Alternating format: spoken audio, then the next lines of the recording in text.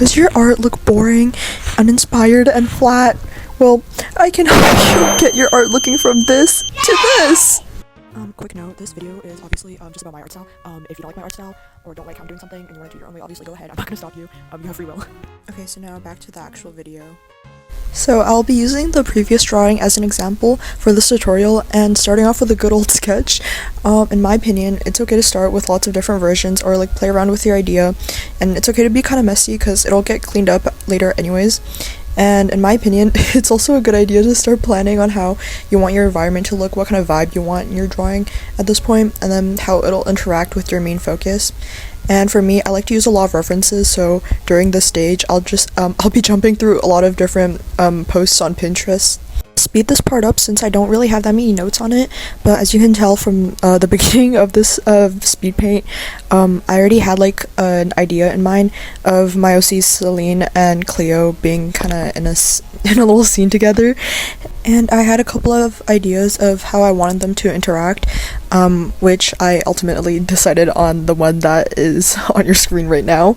And another quick note is that I like to keep my sketches clean, as you can see.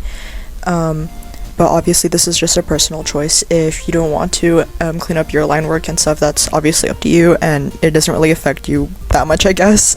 It just comes down to personal preference.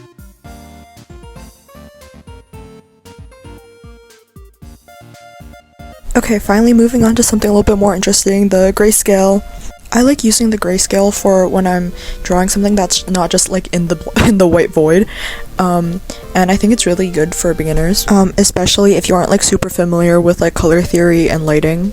It's great for determining values and light source. Like in this drawing, the light is coming from the moon, which is also getting reflected off the water, so it's a lot easier to determine how your lighting's gonna look when you're just using the grayscale, and you don't have to like worry about colors and how the water is gonna like reflect and look on the skin at this point just yet. As you can see, I'm blocking out my shadows first with just one color, and then I'm going back in with a lot of different shades. So the way I shade is that like I start out with a harsh edge with my shadow first, and then I pick a side to blend out, which is usually the opposite side of where your highlight's gonna go. I also like to outline the shadow's borders, and then within the shadow, instead of it being one flat value, I go in with a darker color, and to show like areas that are like that have more depth, and then within that darker value, I also put like a lighter color that is lighter than the first value you put down for the shadow. I do this generally in areas where the values are getting like too close to each other. This helps the shadows avoid becoming muddy, and it creates good contrast, and it's more visually appealing to look at.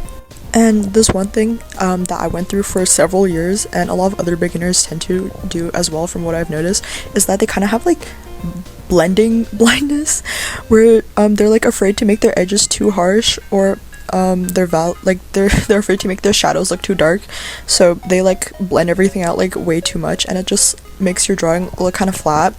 The way I kind of like got over this was that I practiced just a lot. I especially studied the arcane art style, because I feel like they have this really good blend of like realism and like cel shading. You can see how my shadows and lines became a lot more confident after studying this art style.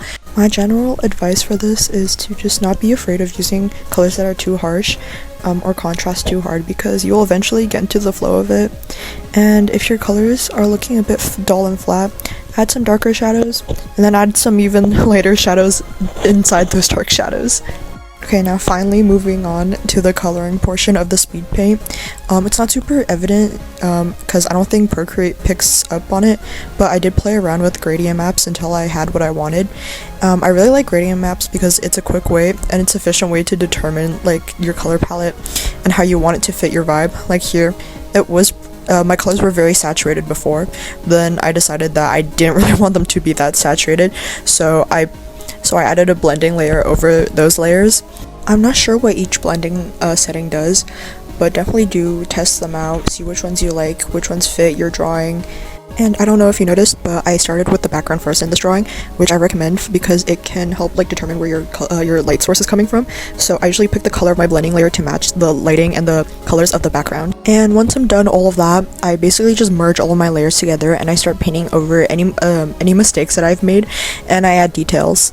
One thing that I do regret about this drawing is that I basically sped through this. I didn't take a step back and then look at the bigger picture, so I didn't really catch any of some of the small details and mistakes that I made. If I were to draw this again, I definitely would have fixed some of the anatomy and then used more colors. Like, it kind of looks like there's different colors going on, but it's mostly literally just all different shades of blue on here. Next time I probably would have added some pinks or oranges to help make some things pop. So I believe that's pretty much it for the rest of this drawing. Usually near the end of my drawings, I like to pick out some other blending layers so then I can make the rest of the drawing look kind of cohesive. And I also like to pick out different effects just to make some things pop. And I'll just speed up the rest of the speed paint.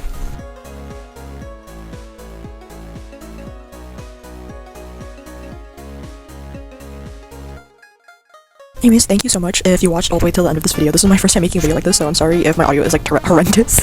And I'm like, this is also like my first time like voicing over a video like this, so I definitely sound really like nervous. I really hope this video was somewhat informative and will hopefully help you improve your own art. And thanks for watching.